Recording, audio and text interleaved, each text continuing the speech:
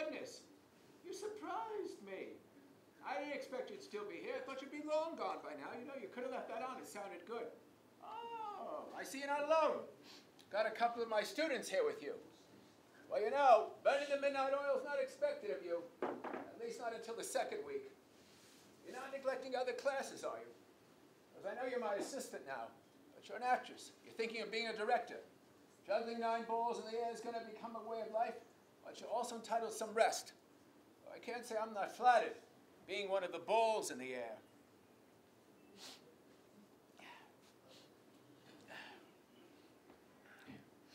Oh, good. You typed out the essay. I know just what it needs. I wrote it down on the way home.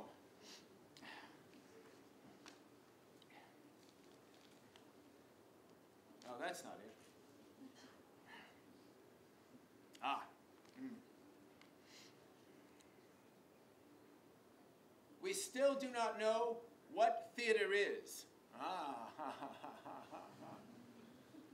How it comes into being, what it is meant to accomplish, and consequently how it is to be generated. That ought to keep them guessing. If this be magic, let it be art. Why the faces? Oh, that's a line from the matinee I just went to, The Winter's Tale.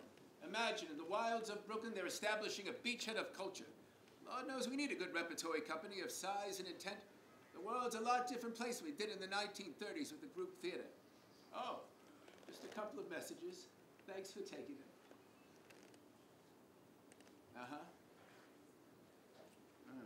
What's this? Another invitation to another revival by Clifford Odets. If I had $1 for everyone, I'd be a rich man.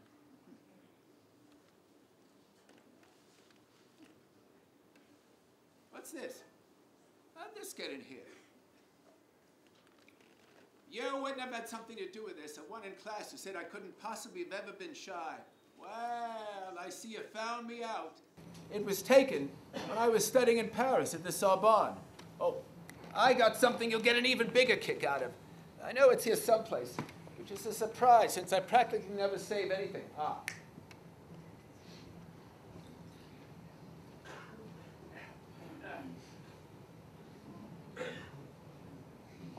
How do you like that, huh?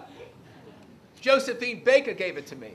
Well, she didn't exactly give it to me. It's more like she threw it in my direction and landed on my head. What a number she did. And at the end, she had nothing left on but this. Quite a finale, believe me. Now you know what I went to Paris for. That's life for you. You never know what's going to happen. You never know what to expect. But we lose sight of it every day. We're all in such a rush.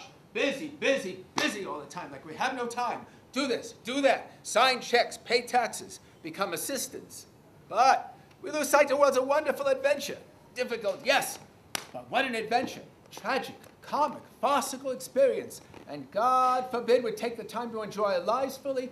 We don't even take the time to enjoy our meals fully.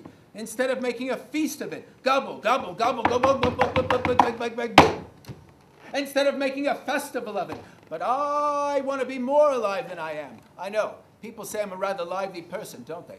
But I want to understand more. I want to know more. I want to feel more in my head, in my heart, in my stomach, and every part of me. Because it's so magnificent, so adventurous, this thing called life.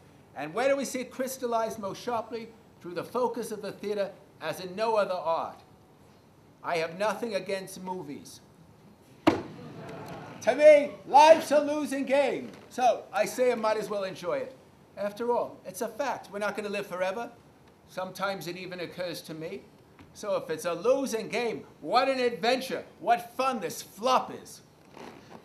Clurman, they say, you're such a great idealist. Yeah, which is another word for schmuck. But I tell you, I'm not an idealist. To me, it's all as real as bread and wine. I regard all life as a struggle, as a drama, as a work of art. And this is the role I've decided to play. Of course, there's lots of other things I could have been. I could have been a shoemaker.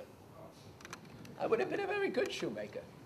But I could never find anything as incorrigible, as indestructible as the theater. Because even when it was in the worst circumstances, back in the 1600s, under Cromwell, every theater shut down, theater was present. Now, I think everybody should go to the theater at least once a month. I don't care how much money you got in the bank. If you don't go, you're not cultured. You don't belong with civilized people. You should be put on exhibition. Oh, here I am spouting off again. I better get to work on this essay so you can go home. Oh, I know it's foolish to be optimistic all the time, although you'd have to be insane to be a pessimist. All the same, you're going to do something real, it requires hard work. I remember Aristotle saying to me, when we were sitting together on the Acropolis, he said, education's not supposed to be easy, it's supposed to be difficult, so keep that in mind. But no matter how you slice it, in the theater, we're all innocents. You think I had any idea? One day, I have a theater named after me? Of course! I went into the theater with a noble purpose, to find girls. Oh, see? Now you're smiling. Nice smile. But it's true. I don't know what I wanted to be when I was your age. I didn't know I wanted to be a director. I didn't really want to be anything. No, that's not true. I wanted to have a theater. What for? Because I believe in things. I have a feeling about my fellow citizens. I have a feeling about America that very few Americans understand. Where they come from and where they're going, where they have their false ideals and where they have their noblest idealism. And because of that, I don't think of the theater as entertainment. Although I'm constantly entertained in life and only occasionally bored in the theater, I don't go to the theater to be entertained. Everything in life entertains me. What I'm saying to you entertains me. Waking up and greeting the sun in the morning entertains me. I'm having fun. But never forget, people in the theater are artists.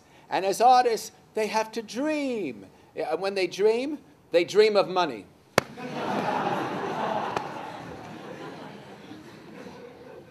I remember one day, I turned to my father. Father, I'd like to study at the university, the Sorbonne in Paris, center of European culture. Perfect place for me to learn about the world. In my wildest dreams, I didn't think he'd say yes. What was I thinking? That morning, when the